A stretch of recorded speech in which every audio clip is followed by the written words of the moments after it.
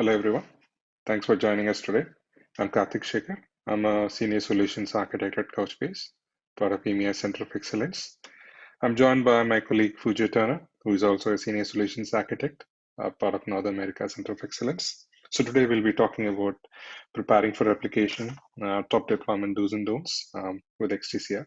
This is going to be an overview session exploring different capabilities of XDCR, different use cases of XDCR.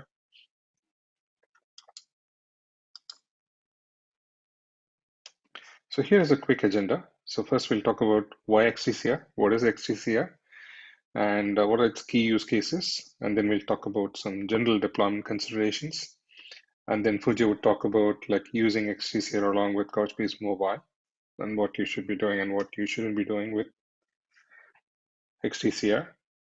And there are a few related sessions in case if you haven't catched up with these sessions, I would strongly recommend you to watch.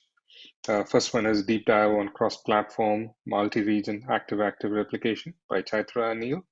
And then we have Using Inter-Sync Gateway Replication by Priya.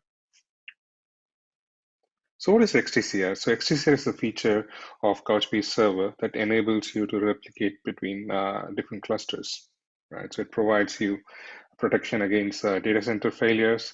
In case of cloud deployments, it's a region failure. So if you have a cluster in a particular region, and if there is any issue on a particular region, so the data is replicated across the other site, it provides high performance data access for globally distributed mission critical applications.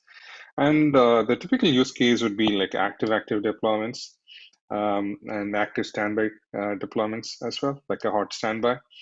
And then mainly the active-active deployments to have local data access for the application. So if you have regional users who are accessing data, so if you have a cluster close by to the application, so the response would be fairly quick. So that's one of the common use cases. And what if I tell you that you could do a lot more with this feature, XDCR? Right? So that's the objective of this session. So key use cases, if you look at it, the popular deployments is always going to be an active standby, hot standby.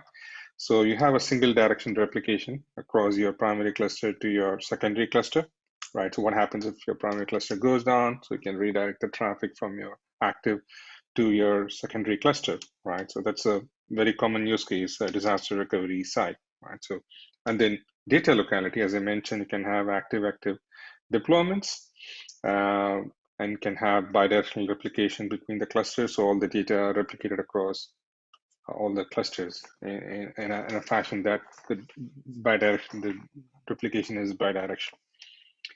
And we can also use it for data migration. So if you want to migrate data from one Couchbase cluster to another Couchbase cluster, typically like dev to QA and QA to test and so on. So it's easy to migrate the data using XDCR. And there's one more key important feature that normally people don't use it, but it's very special. It's very quick and more efficient way of doing it. That's zero downtime cluster maintenance upgrade, right? So that we'll be exploring and we'll be talking about more on that. And then we also you can use XDCR for data archiving for cold data, right? So if you want to have an immutable data store, right? So where there is no deletes and there is no TTLs, so data lives forever. So you can use XDCR for such use cases. And the other one, although it's not the ideal way, you can use XDCR as an instant backup solution, right? The only drawback with that is what happens if the data is corrupted on your primary cluster, the data, the same data flows on the other side as well. Otherwise, that's a very rare case. If you have a granular application control over that, you don't have to worry about it. You have a backup on the other side, right? So that's the instant backup. So this is a common deployment, as I mentioned, so disaster recovery. So if you have a single direction replication between your active cluster and your secondary cluster, DR cluster. So what happens if the entire cluster goes down, the application is not able to access because the load balancer redirects to the active side, right? So, and please note that here I have mentioned all these different services running on same host, but in production, you should be, using multidimensional scaling, right? So having these different services, you should isolate key value workload versus nickel workload versus eventing. All these services should have its own sort of services. This is just to simplify the architecture I've just given, like, all these services running on all the servers. It's okay to do it on a non-prod, but in production, we do recommend using multidimensionally. That gives you best performance. So what happens? Your active side goes down, so the load balancer have to be redirected to the DR side. And DR side, you have a respective application service talking to the database, right? So, obviously, the application can continue to access the data, right? So, as I said, this is one of the common use cases. And there's other one is HA, a data locality, as I mentioned. So here, all the clients connect to both active and the secondary cluster, or in this case, active, right? So it's not sort of secondary. So all the data is replicated across all the sites here, right? So next one is, as I mentioned, data migration. So it could be, from one Couchbase cluster to another Couchbase cluster. There are various applications, various use cases that you could think of, right? So moving from staging to prod, from dev to QA, and even for migrations like on-prem to cloud and one cloud to another cloud, right? So a lot of options. All we have to do is just make sure that you have the required ports open between the clusters to talk to each other. Essentially, all the data nodes in one cluster have to be available, has to be able to talk to the other data nodes on the other side. So if you can ensure that it can access the ports, required ports, and talk to each other, then obviously, you don't have to worry about it. Data transfer is fairly efficient. And it's memory to memory, so you don't have to really worry about how it is. It's all depends on your band link. So this is a popular one, as I mentioned. Not much has been talked about it. We do have that in the documentation, but it's not been heavily used. If you look at it, one of the popular option is always a swap rebalance. So if you want to do any cluster maintenance or upgrade, people used to use our swap rebalance process, like taking one node out, upgrading, and then adding it back to the cluster and rebalancing it. It's an efficient process, but it's a bit time consuming, right? But what happens if you have a spare cluster to play with?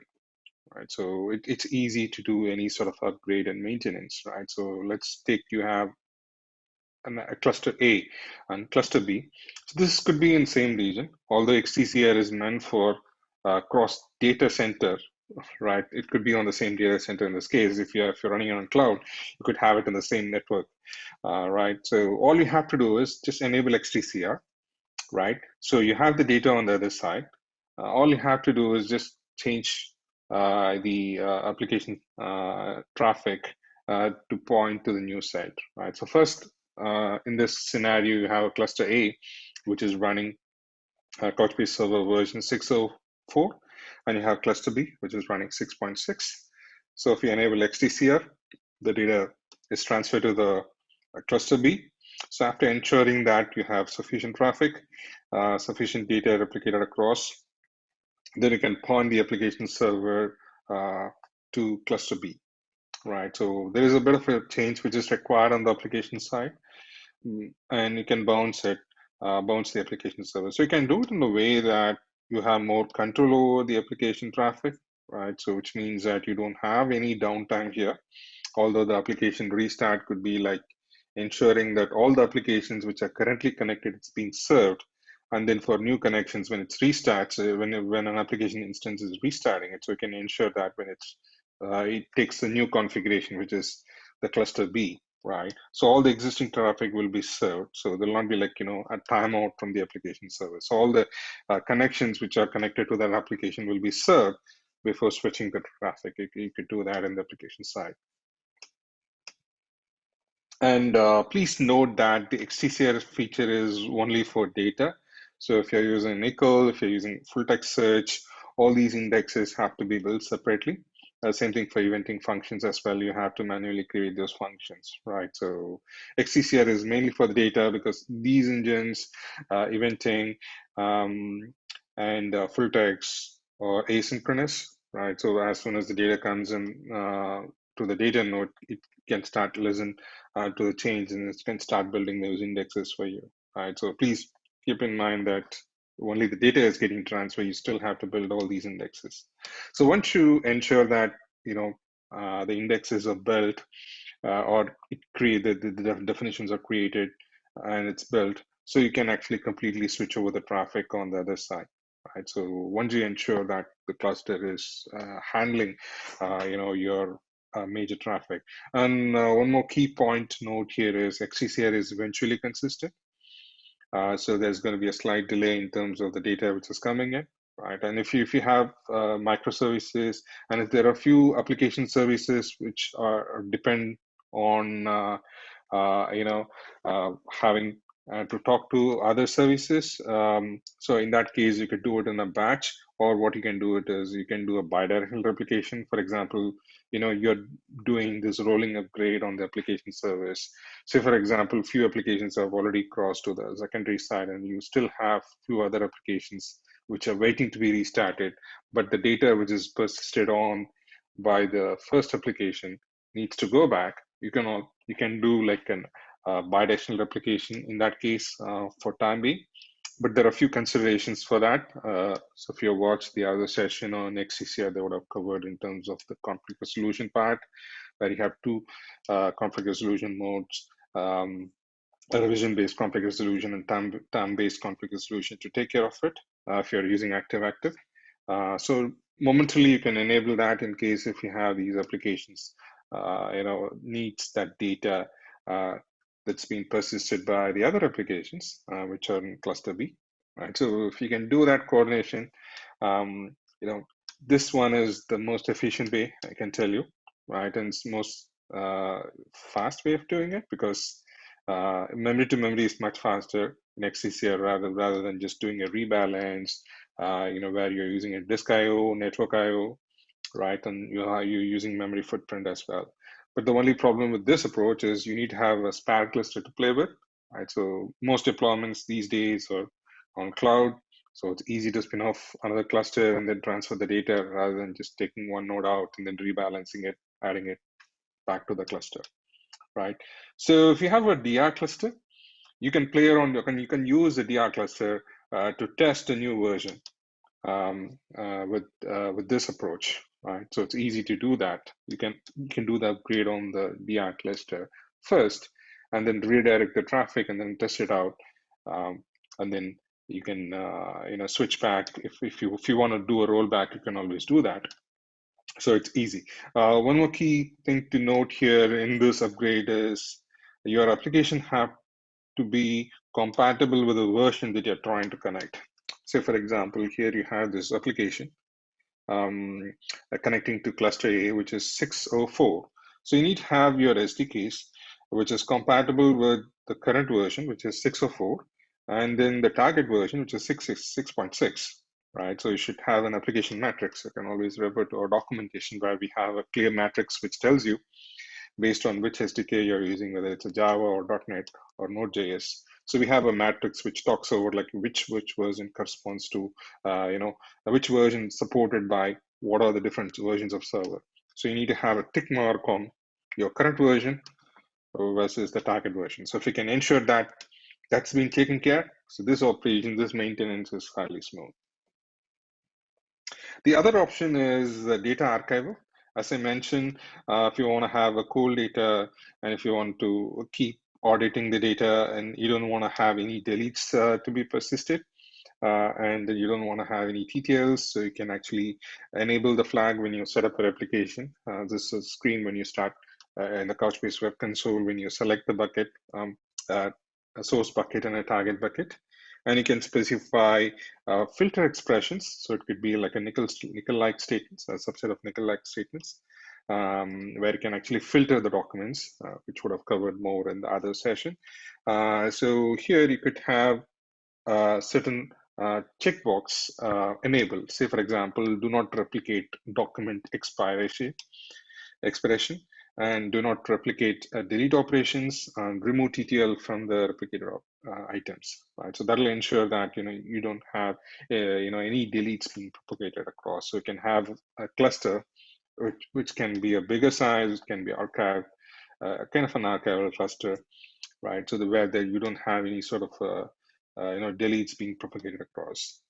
And please note that there is a best practice in terms of filter expressions. So you could use, based on, it should be based on immutable data, immutable fields like doc types, right? So these are like best practices just to add on. So general deployment considerations.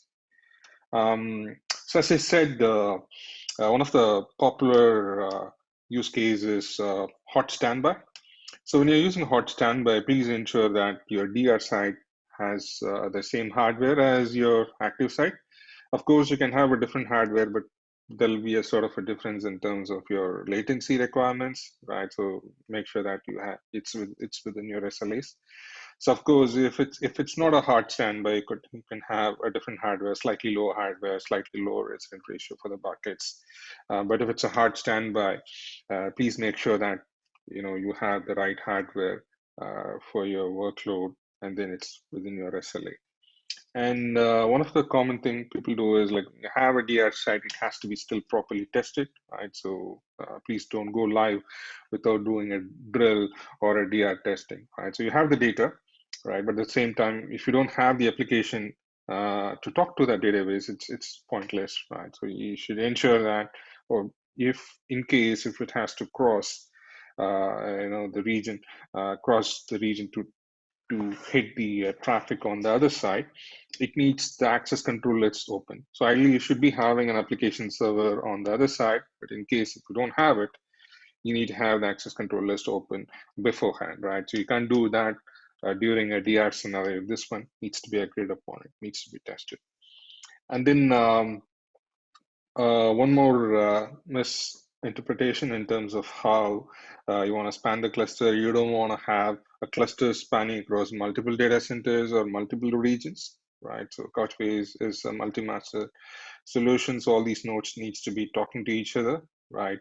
And one of the key feature of Couchbase is consistent high performance, right? So you don't want to have your traffic, like 50% of your traffic hitting your active site, and you don't want to have the application servers taking a lot of time for 50% of the traffic. So you don't want to have a cluster spanning across different regions. It has to be in the same region, right? In terms of cloud deployments, of course, you can have different zones, availability zones. Typically, we recommend to deploy it in different availability zones. So that's still part of the cluster, but if you're crossing a region and in data centers, if it's a different data centers, it has to be a different cluster, and XDCR is the solutions for it, right? So now it's over to Fujo. Hi, my name is Fujo Turner, and I'm going to be talking about how to do replication or cross-data center replication when using Couchbase Mobile. So just a brief overview, what is Couchbase Mobile? Couchbase Mobile has three parts to it, Couchbase Lite, an embedded NoSQL database on the device itself. And it synchronizes data to Sync Gateway. Sync Gateway is the sort of the whole cornerstone of this whole thing. It's a web application that connects Couchbase Lite and Sync Gateway. It uses the Couchbase Golang SDK, and it connects directly to Couchbase Server, and it does your authentication and authorization of users. And then there's Couchbase Server, right? So it's our enterprise-grade clustered solution to store documents. So Sync Gateway at a glance, you can have Sync Gateway deployed anywhere that you would like, right? It's a web application, so you can put it on any cloud or on-prem. There's no persistent state, like I was saying before. All the data is stored into Couchbase Server. It keeps some logs locally, but that's just for to sort of monitor a Sync Gateway. And Sync Gateway's main purpose is to authenticate and authorize people. So who are you and what piece of information you do or do not have access to, both on the read and write side. and the right side is controlled through a sync function. So as a document goes into sync gateway, the sync function, which is defined in JavaScript by the administrator, defines, hey, does document have maybe some specific fields that it needs? And then it can channelize or tag documents based off of your specific business logic to partition data so that it can be synced down to devices later. And it both has a public and administer REST API to administer the sync gateway, and it also uses a WebSockets too. So replication, for the most part, in the Couchbase server world, you can do cross data center replication. You can do master-master. So here's two clusters, and they're both replicating data through cross data center replication. But in the mobile world, they're either connected. You have a mobile bucket, so a bucket that's sort of specifically for mobile for the most part, and then they sync gateway connects to them like any kind of SDK. And so the idea behind this is if I want to replicate data between these mobile buckets, I have to do sync gateway to sync gateway replication, or what we call SG replicate. And the idea is that on this side, you can do master-master as well, right? But you just have to go through sync gateway to do this. And the benefit behind that is, like I was saying before, over here on the right, you can see Couchbase Lite connect to sync gateway, right? And then you can use WebSockets replication.